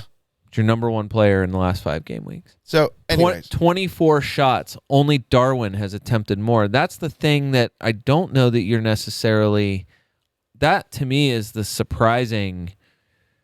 kind of the surprising thing is that he's shooting as much as he is. Yeah. Has 36 touches in the box, which is tied for 4th in the last 5 weeks with Gabriel Martinelli, your guy. Just 2 big scoring chances. So just 2 big chances, which to me seems low. He has created 17 chances, which is second only to Martin Odegaard in the last 5 weeks. But so is he playing though? Let's be honest. You see, so obviously he's hot. He's on form, but Pep doesn't care. Yes, he does. Pep doesn't care. Yeah, he does. Bernardo was on form, and he didn't. Silva didn't. He pulled him. He's a little older though. But Bernardo Silva is also not getting subbed out. Foden, I mean, you have to go back to game week 11 to see him play less than 70 minutes. So there is no. So there's very little chance that he. Not when he sits one of the game week 25 double. He might. Chelsea and Brentford again. I would be concerned about that for sure because that's. I just think just think that they are, because they're behind. Their next 3 matches are at home. Yeah, they're chasing. I'm not. I would be want to be piling up on them. The amazing thing about Manchester City right now is 0 injuries. Not one name on the Premier League on premierinjuries.com. Credit to Ben Dinnery for maintaining the most trustworthy injury website on the internet for fantasy Premier League purposes. 0 players listed for Manchester City. That's wild. Cannot think of the last time that is the case. Yeah. They're the only team with nobody. Right. 0 injuries. And the thing that, and this is another, like, all the City, anybody who follows City has said that the best thing about Foden is that he's 23. So his fitness, his recovery, everything about him is a little bit quicker. He's on the upper edge of all of the recovery times. He is the guy that is least likely if there's a problem or whatever, right. tight turnarounds, whatever. Yeah. He's that guy. It's just, can you triple up? Can you get to it? Can you make? If you could do it, who do you think the best 3 City options I'm saying, are? can you do? How do you? De Bruyne, Foden, Haaland. How do you make Probably. Haaland, De Bruyne, Foden in your team for game week 25 without free hitting or wild carding? Can you do it? I could. It would require. I don't own Trent or Trippier. Right, exactly. So that's the first thing. For me, I've got that's $16 tied up in Trippier and Trent. Mm-hmm. So 15.1. I can do math. The Wow. issue is that's a ton of money. Well, I could easily go Saka to De Bruyne Right. and that- for a match. So- And I think that's what people did. It's For a the reason why match. Saka's price dropped is because if you're going to make a sacrifice, you would take De Bruyne's opportunity for two home matches in double game week 25 over Saka in one match week game week 25 against Burnley. Well, I mean, maybe So who do you want right now, Foden or Bowen? I want Foden. 100%, right? Yes, no question. If it's the question of like Foden, You just love Bowen. That's why I asked. I do love Bowen. I Hope, still have Jared Bowen. Travis, that we might say Bowen, or were you just saying that for You Brian have Foden? because he owns him? I have Foden and Bowen, but I have Bowen. Bowen was just I benched Bowen this week. Bowen, Which is a good move. Bowen's So- an easy sell. Just the quickly for West Ham, just that Paqueta is back probably in 2 weeks, which coincides with a good fixture turn for West Ham. So- He's an easy sell for now. So But- that was the easy one. The hard one is, do you want Foden or Richarlison? Foden's fixtures with the double are fantastic, but Richarlison's just as much on form. He's the form player. Yeah, I mean, You see what I'm saying? no, I totally know what you're saying. If you're picking one I or don't the want other, to pick between them. Why can't I have both? Well, it depends on what the money's doing. yeah, I mean that was the one move this week because I had two. I had 2 transfers. My move was before Richarlison's price went up yesterday was to go Salah to Richarlison. So that I want both of those guys. I think once you start getting into do you get rid of Saka? I think that's where you have a real decision to make. I would rather have Richarlison over Foden at the moment. But you would move. Yeah, I mean, I would the have double Foden game week in 25. for sure. If I did not have him, I would make a move. All right, I think it's the reason why. Then when you start to get into the can we go to Manchester United next? That way we can just. Yeah, Garnacho. Anything else? There's nothing else really. The obvious Only thing guys I was are gonna obvious. say It's just that Tony's is- obvious, but Mopé gets you the goal. But you're not buying Mopé. You would never do that in a million years. no.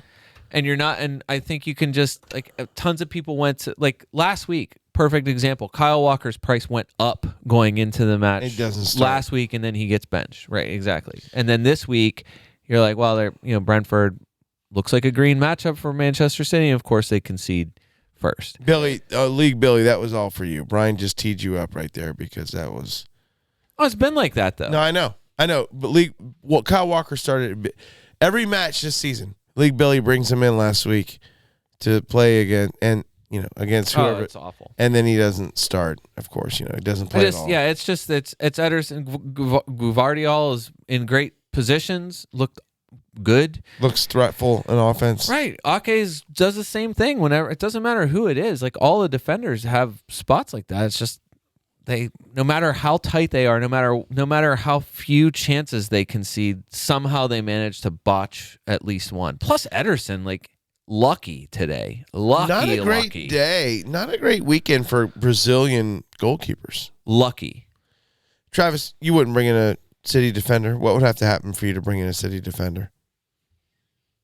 Just overpriced and I don't know that Walker's really overpriced. I think just that occasional blip where he doesn't play out of nowhere is really all that it is. Yeah. But if 5.5 is not that big of a deal, I mean, that's pretty expensive, but Pedro Porro is up there. If you've already decided, a lot of this is chip strategy. If you've used your wild card already, that's going to affect what you do. Which I have. You're going to get more double game weeks. This is where, Ben Crellin's already kind of mapped it out and kind of what the chances of double game weeks. I think a lot of people are expecting to get announcement of another double for Liverpool. Luton, I think, has yet to be reassigned. So there's still tons of movement here with at home too, which is right with where the way matches are going to end up falling. So there's just tons of moving parts, and I just if you've already decided though, hey, it's City and Liverpool are playing a double game week. They both have pretty good, the matchups are really good. What the heck? I can't get it any other way. I'm gonna free hit so that I have 6. Yeah. I'm gonna max out my Liverpool and City people in that week. Sure, I mean, go for it. Yeah. But I just feel like you still have a couple weeks to navigate that direction. Manchester United 3, West Ham 0. There's 2 talking points in this match, maybe 3 if we include Bowen, but we've already mentioned him. Yeah. Højlund gets the scoring going. Garnacho finishes. A brace for Garnacho. A single goal. Højlund has started in his last 4 starts. He has scored in each of those. Yep. And so he's the youngest player in Manchester United. In this last 5. He didn't start that one. So in his last 4 starts, Yep.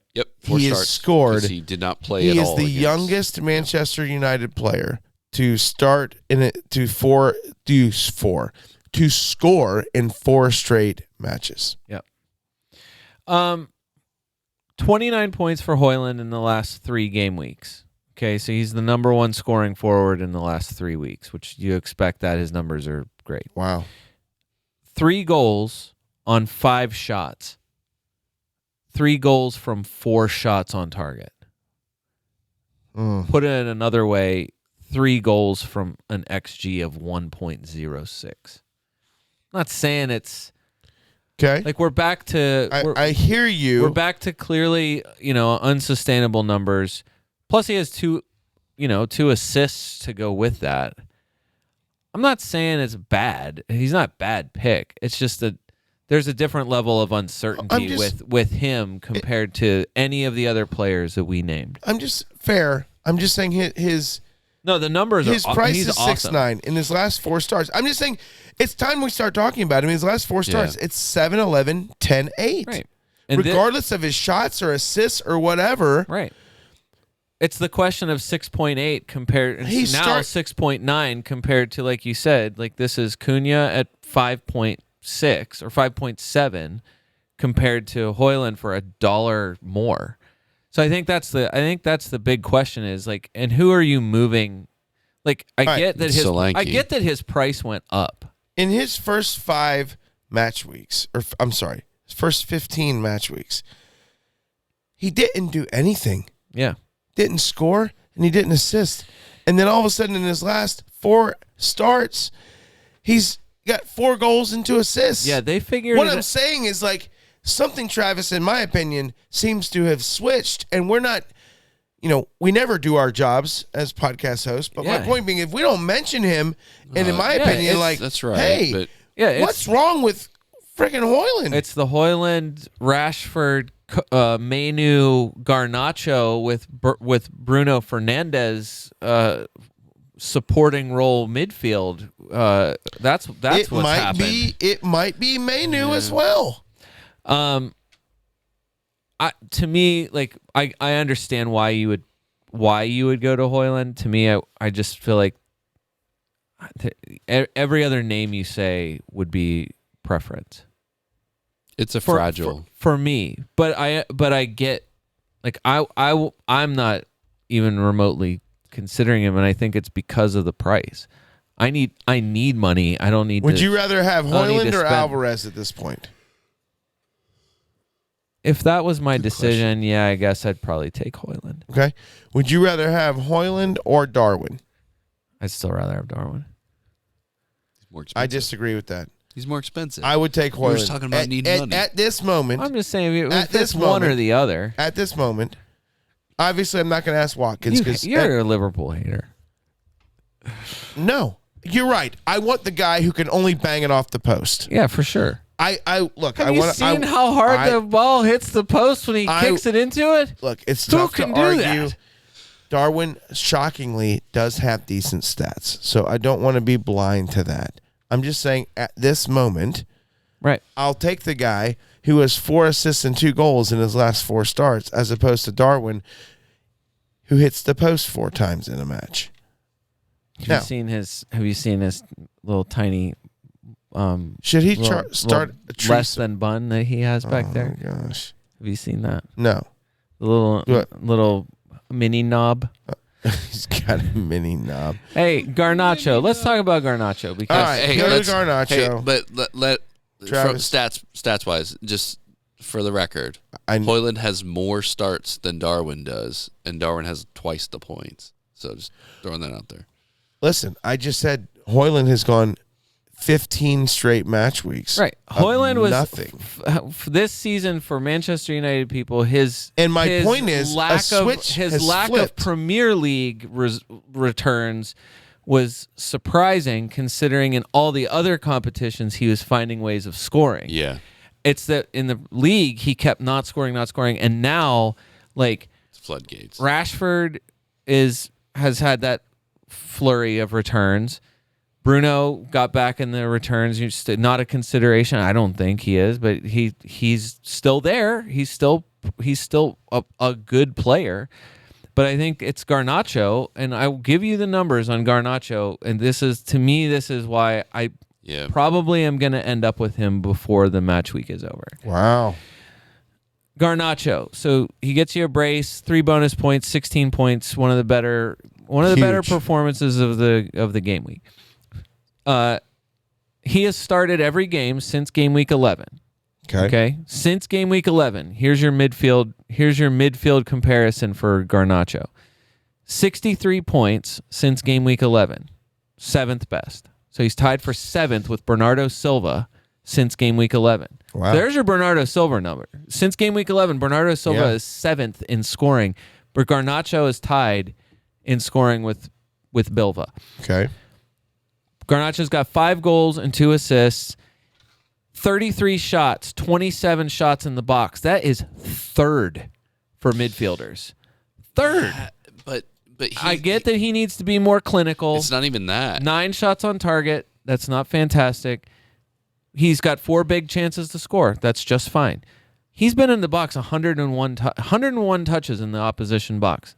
That is only Saka has more. 104 touches. He's created 23 chances, which is tied for 8th. So, like, the numbers for Garnacho, to me, I kind of expect, I guess when I was looking at it, I did not expect to see him as like, I would have said, maybe he cracks the top 10. Didn't realize it was prolific to that point. So I'm just saying this is a lot. I agree we need to talk about him, and he is performing well. But I think those numbers are misleading because when he hits, he's hitting harder. So he's got 5 goals, right? So in those, out of those 5 goals, 2 of those are a brace situation where he scored 2 goals in a single game, right? Mm-hmm. And then that's obviously a good thing.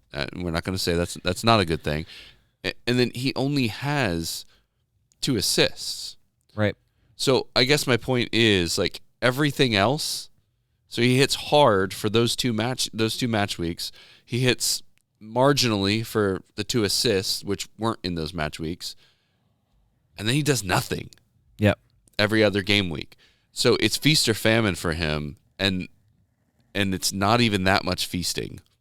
To be totally honest, that's why I'm a little. No. You're not wrong about the stats, and from a eye test, he's playing well, but I worry about bringing him in because you don't know if it's going to be a 1 or double digits. Yeah, and I know, like, I think the money, I think the pedigree of the player, especially if it's like Dave, if it's your midfield, if it's a common midfield of Richarlison, Foden, Saka. Pick another guy, Palmer. Palmer Owen. or De Bruyne or Jota. whatever, Jota, however you have your midfield arranged. If Garnacho's 5 for you, Yeah, that's a good. I one. would guess Yeah. that you're also probably putting together, like we said, like the forward lineup that you're putting out there. It's probably going to be a lot matchup. I would think there's still a matchup dependent part of that, but to me, it seems like Garnacho, because he's 4.8 right this second, that he's the guy that you're like, first bench spot. Yeah. But they're playing at Villa, so Villa, who's not, I mean, this is not like tight defensive Aston Villa. I think can we just say as like a podcast, like if someone beats up on Sheffield, can we just like somehow find a way of throwing out those numbers? Like, and so that's what I mean. Everyone's padding the numbers against. Well, like the woeful Villa show. numbers this week, like, yeah, great. I mean, you're furious if you threw Ollie Watkins out this week. I'm sure you're not happy to see the huge return, but it was against Sheffield, and so that's why it's like this week, Manchester United has to play at Villa. I don't know how good of a matchup that is, but for whatever it is, it's a rejuvenated Manchester United, who then go to Luton. So at Luton, that's not green. So let's just throw like Kenilworth Road is not a green matchup anymore. Yep. It's gray at least. I just think like that's another one where you're like, but still it's relegation threatened. I mean, out of relegation zone, but still like a bottom team. On form. Manchester United also on form, so that's a fun matchup. I mean, that should be good. Who knows? Go Luton. And then they're home to Fulham in 26. So the next 3 weeks are like, I'd say, good for Manchester United. You get another Manchester derby in game week 27. That's bad for Manchester United. I don't care. It's at City. So Yeah. But either way, like the next, I'd say, it's 5 of the next 6 because it's Everton and Sheffield after Manchester City. So 5 of the next 6. Like this is. I mean, to me, this is a Garnacho argument, and Dave, to your point, it's a Højlund argument. Like these are 5. I'd say 5 of the next 6 are, I'd say, or should be plus matchups for Manchester United. Especially like this now, like better form Manchester United. Yeah. I just think like I said, I just was surprised to see like Garnacho's numbers. I get it, like double digits are going to bloat your big scores anyway. So like not surprised that Foden's the top scorer in like whatever window you choose for Foden because he just put a 20. He just hung a 20 today. Right. So Garnacho getting double digits this week. Yeah, I'm sure he's up there in midfielder scoring. It's just I had no idea that it was like he's putting up those kind of numbers. But that's it. He should be scoring more based on those stats. Yeah, I mean, it's. I guess. I mean, if they're putting it together though, he should score more. So Tottenham 2, Everton 2. Richarlison comes back to Everton, gets a brace, doesn't celebrate, and Everton comes back and ends up scoring in injury time, scores the last goal to tie the match, Brian. Yeah. Was this a disappointing Spurs or was this an energized Everton? What happened here? I have no idea. I didn't look at it. So All I saw was that Richarlison. I saw What, Richarlison's goals. Son's not playing, so you don't watch Spurs? No, I only watch Tottenham whenever Son's out there. Yeah.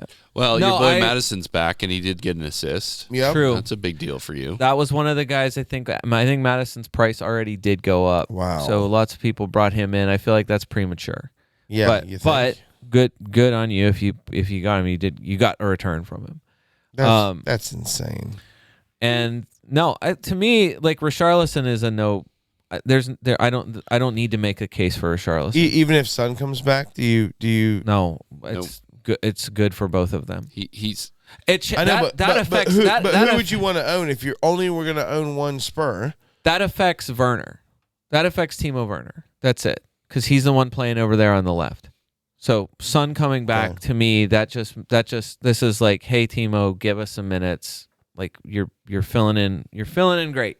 Keep up the good work. This is shockingly the average work. Shockingly did not get a return this week. So he had gone two matches in a row of setting up a goal and didn't this week because the other guy on the left side did. Ryan, it's so annoying. I wild carded. To me, the only other 4 weeks ago. the only other guy that needs to be in there is Udogie. 4 weeks ago, I had owned Udogie all season. I wild card Udogie out, thinking I need to clean up my defense. Yeah. Bring in Porro, the more expensive Porro. Spending some of that Holland and Salah money on my wild card. Bring in Porro, and Porro has been nothing but poor. Well, the last two game weeks. I've owned him. Yeah. For the most part. If he blanks again next week, I'm just problem. Really like all of a sudden Udogie's going to catch fire, and now it's Porro. Grinding. It's that he's getting returns. The numbers are still, I mean, they're basically the same because Porro's still shooting more. I would just look at Udogie only kicks it. Well, in just the on the last 3 weeks, I would just say 3 weeks because it's really been they were bad. Everybody was bad for Spurs defensively, 3 weeks ago, whatever. So since Timo Werner got there, let's just say that. So 3 weeks ago, Porro 4 shots, Udogie 2 shots. Yeah, both of them have created 5 chances. Udogie's created they both have an expected assist of 0.6. Okay. And both have an FPL assist in the last 3 weeks. So they each have one assist. It's just that Udogie scored the goal last week. Yeah. So the numbers, it's 15 points for Udogie, 8 for Porro in the last 3 game weeks. They're doing, that's the thing. They've both created a big chance. Mm-hmm. So the assist, that part of it is still it's still equal. It's just that all of the other numbers, like penalty area entries, so the number of passes for, putting the ball into the penalty area, Porro 32, right. Udogie 6. Right. It's heavily slanted. 32 crosses for Porro, 2 for Udogie. Yes. Like, so all of the set pieces. Somebody said, like, even the other day, like, even since in that game, like Porro took 9 set pieces and Madison took 0, which is odd. So You got to think that'll change. I love all this, but points are points. No, for sure. It's just I totally understand. If you were buying one but the bigger issue is if you were buying one right now, it's the reason why Udogie is a top 3 defender transfer is because Porro is now up to 5.9. Yeah. So no one is bringing in Porro over Udogie right this second. Right. I'm just saying the numbers are so skewed in Porro's favor. Nothing is different in the way he's distribution is exactly the same. Crosses are the same. Setup is the same. Shots are basically the same. It's just Udogie's gotten the returns in the last 2 weeks, so it's on the radar more. Right. I think it's harder because like those front 4, if Brennan Johnson's out there, Brennan Johnson's feeding. Timo is out there. He gets 2 consecutive assists. Yeah. Richarlison's scoring. Madison's back. Kulishevsky's, where's he? all of a sudden is gone. Like, he was so consistent starting every game, and now all of a sudden, like the last 5 or 6 weeks, Kulishevsky's the guy that's kind of pushed to the side a little bit. Like, so I just think they're not nearly as reliant on Udogie and Porro to get stuff done, I guess, because now and again, this is all while Son is gone. Right. So when he comes back, I think they have to kind of readjust and kind of get back to used to playing those guys all together again. So, yeah. All right. We're going to do rapid fire roundup right here. Rapid fire roundup. I'm going to list off the games. Brian, you can pick and choose two things. Two things as the pod is late here. Okay. Who cares? Villa 5, Sheffield 0. Villa 5, Sheffield 0. Throw it out. I would love to care about it, but we said Brighton. Ollie was awesome. Yep. All you need to say is that Ollie was awesome. Awesome Ollie. Luka Dean is not ready to come back yet, so Alex Moreno is still going to be. Moreno's still crushing. And he scored, and he went for 14 or something like that this week. Yep. I don't know that you'd be going to him just because Villa is home to Manchester United. Yeah. I just wouldn't. I don't think if I had him, I'm happy about it. I wouldn't be getting him this week. But after that, I think, doesn't it ease up for them? Fulham away, Nottingham Forest at home, Luton away. Yeah, those are awesome. So you love the next, Luton away is not great, but right, for sure. But still. Brighton 4, Palace 1.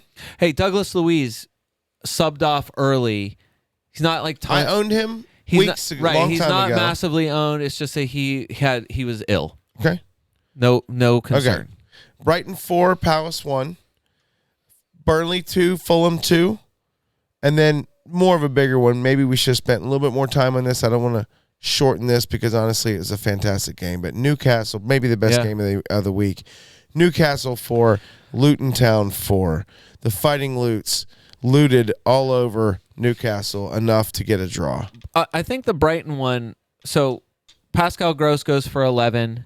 Like I said, after everyone was selling him, his price dropped, goes for an 11. Joel Pedro, price drops, he goes for an 8. Yep. Meanwhile, the guy that everyone was trying to get a few weeks ago is Purvis Estupiñán, who had gone, had 3 consecutive returns, and then last week against Luton goes for 45 minutes and gets you a 0.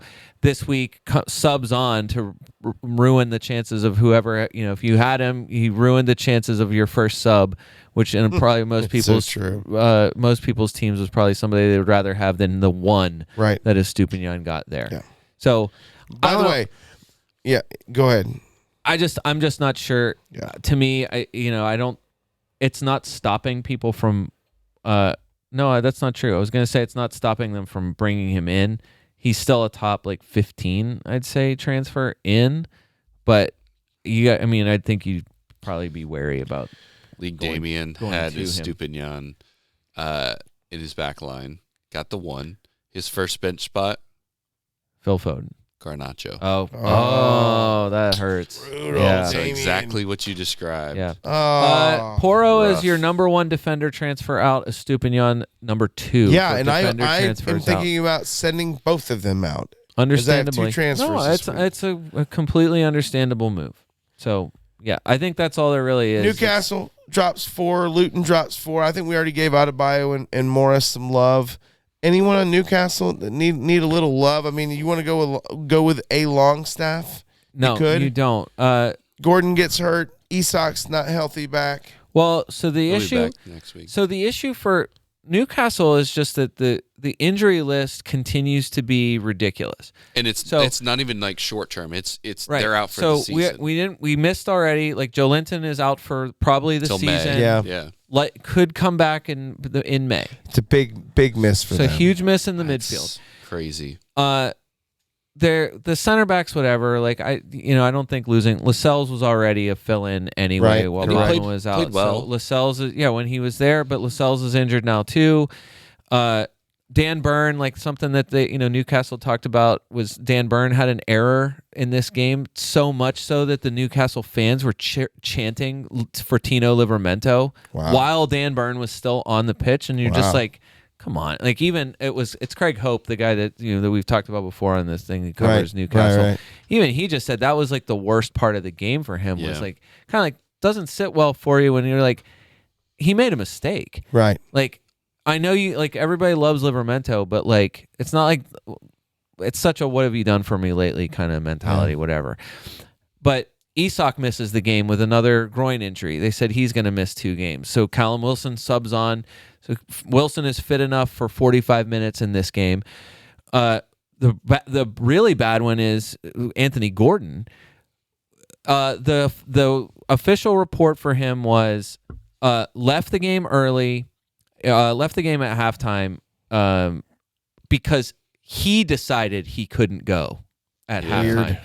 So totally different whenever it's like, hey, this, like, the physios are playing it. We're just we're exercising. Like Areola got subbed at halftime for West Ham, and it was like, hey, probably nothing wrong. We're just being extra cautious. Whatever. That's a team decision to make that swap.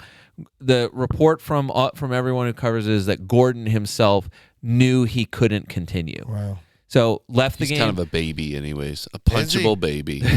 Wow. That's so Travis. Also, they did note he twisted his ankle and he left in a protective boot. Wearing a boot and left on crutches. That's not good. There's a scan TBD on him.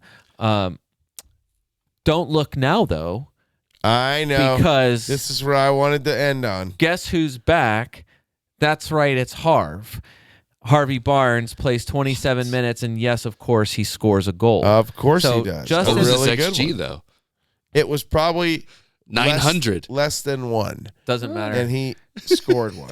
Harvey Barnes does. He can do no wrong. Harvey Barnes has established that he just needs the one chance. He transcends He is one of those guys. Brian, who do you love more, Alex Moreno or Harv Barnes? Ooh, that's a good one. I love Harvey Barnes more. Yeah, that's fine. Yeah. We knew. No, Harv Barnes or Hyun-Ming's son? So, Ooh, son, come on. That's stupid question. No, the issue is like, so if you brought Fabian Schär, you did it because he had the best game of the one of the best defender scores of this season 2 weeks ago, and you're like, oh, they're home to Luton. I'm gonna get Fabian Schär because of course he's gonna crush again. He gets you a 0. Right. Goes for 0. Right. Trippier, the only defender for Newcastle that matters, and it's only because he scores. a goal and an assist. So even in a goal and an assist, it goes for 9. Right. Like, that's whatever. Like, that's, I feel like those are, I mean, I guess you could say he was due, but they've got problems, and that was Craig Hope's kind of take on it. Was the atmosphere was weird at St. James Park. They're yelling at their own players. They're chanting for Tino Livramento while Dan Burn like is on the field. Trying to get Dyer or Ben Davies off the field. He just talked about how different it was comparative to the peak of, like, when there's a huge confidence in the team and the way they were playing at different points in the season. He said you could tell the difference, that the team, it's almost like they're worn out and deflated. Yeah, that the performance mirrored, and the fan reaction was mirroring the team performance. There was no confidence. He said even at 4-4, there was no confidence that they were going to find a way to find 5. And if anything, there was almost as much apprehension that they might let in 5. Like, just said that they are in a weird spot right now. Part of that is injury. Part of it is just, like, defensively, he said there was no kind of, it's your favorite thing, Dave. He just said, where was the control? Where was the toughness? It was nowhere. No one was out there like dictating. Yeah.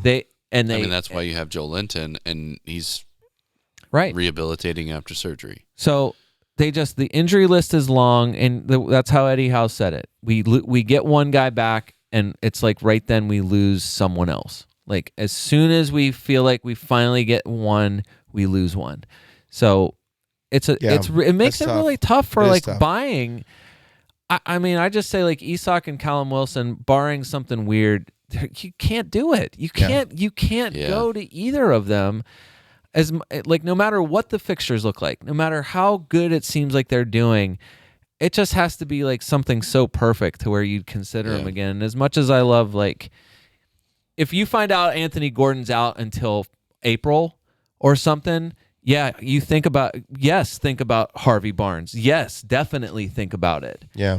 Because he's not gonna, there's no competition there then. It's totally different whenever it's like, hey, this guy has been like their engine. But then that's the other problem is like they lost their engine. So it's all dependent on how bad the injury is to Anthony Gordon.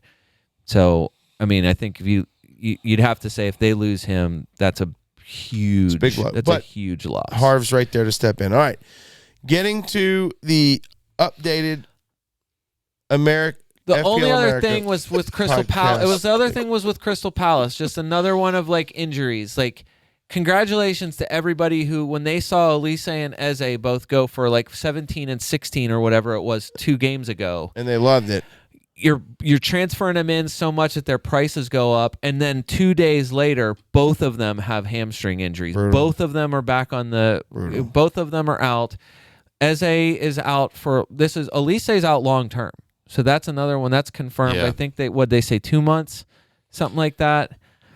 Something like that. Either way, Elise's back out again. Eze needed a scan. He wasn't even in the team. Jeez, and then they lost Mark Gahey. Palace lost Gahey. Palace is going to. They're about to lose. Palace might get relegated. They got a problem. If this continues. They got a real I hate problem. They're that about for to them. lose I Roy know. Hodgson. Yeah, I would imagine that. Roy's will be glad to get out of there at this point. Either way, He just wants to go sip some tea it's on just, a beach. yeah, just like yet another example of like hottest commodities in a moment. Yeah. And everyone like, yeah, we got to jump on those guys. Get while the getting's good, and then all of a sudden you're like, not now. Unreal. Like whatever. Eze's on a muscle strain. Looks like he could be back for game of 26 or 27. Gahey has no return date on a knee injury, and then hamstring injury for Elise, no return date. Yikes. Brutal. FPL America Podcast League update. Top three places: Rockabye Angel, League Shen, Sunsail Away in second place, League Bow, and number 3, Why Always Me, League Joshua, my boy, who I coached in high school in basketball, and Joshua, I'm coming for you, brother. I'm coming, as I have my wild card has leapfrogged me up the table, and for the first time ever that I can ever remember in our mini league, I am in first place, Brian. Even if it's at the end of one match week, Brian, I ended up in first place by hook or by crook. I ended up in first place. The highest score of the week in our FPL America Podcast League, Liver of Grealish League Max with a 108. Nice work. Captained Watkins. I was gonna say Captain Watkins. Owner of Cunha, Nice. Richarlison, and Foden, Saka, Palmer. Nice. And then his defense looked like mine for the most part. Dubravka, he had Gabriel, -1. Shar is Stupinian. So got nothing Trash. from his defense. The back line was hilarious this week. Yeah, but All the I had attackers 4. awesome. I had a total of 4 points. I ended up scoring at 86. I was pretty pumped about that. And Who'd you captain? I captained Holland. So Oh, it's better than captaining Solanke. That's what I did. yes, you did I. on your team you could have captained almost anyone else but Yeah. Solanke. Yeah. And you would have been a lot better. Yeah. And then it's just crazy. But yeah, so look. That's why Again, I'm gonna why one of these years my prediction of brother Matt winning the league is going to come true. He's my preseason darling every season, and he keeps not doing it. no one ever picks me. And again, with good choice. I'm never picking you, Perfect. but now that's a reverse jinx that you needed. Listen, 1 week. Yeah. 1 week, Travis. I'm just in the lead for 1 week, and I'm going to brag on it because it probably won't happen again. So It won't. I climbed that ladder, Brian, and made it for 1 week. Yeah, it's got to feel good. I'm 3 points ahead of League Barry, 10 points ahead of League Diane, and so on. So it's tight, man. It is so tight in the big mini league. Yeah. It is whatever. You miss a captain, and you can drop 8 spots. Yeah, It's just so that's wild. This week. I mean, you're right. You still end up with an 80, Brian. Just for the record, You end up with an 80, and you captain Solanke. My decision, I mean, look at where my captain and vice captain is. I mean, my captain was Solanke, like anyone else. The vice captain was on Ollie Watkins. So my final decision was, do I captain Trippier at home against Luton? Do I captain Solanke, who had a hat trick against Nottingham Forest the last time they played? Right. Or do I captain Ollie Watkins against the worst defense in the league? Right. And my decision came down to, well, of course Ollie got the hat The trick matchup last is time, too and now he's at good. home. Yeah. Of course Of course he's gonna do it again, and he did not do it again. So it's just You said Ollie, you fun. meant Yeah. Solanke. No, right? You meant- Yes, you meant Solanke's at Solanke. home. You meant Yeah, Solanke. Solanke's at home. Of Said course Ollie. he's gonna do it again, and yeah, whatever. So All right. either way. Travis, anything else you got? Negative. All right. Brian, anything else? One last thing. Yeah, there probably is something else actually. No, I don't have anything. Alex Moreno stat. No, no. Other than just awesome. No, Moreno's awesome. Fabian Sharon. No, we did Okay. that. Marlon Sterling, Bowen. Gotcha. Bailey, All right. Pedro. For the FPL America podcast, gentlemen, appreciate you guys. This is David Smith. Until next time.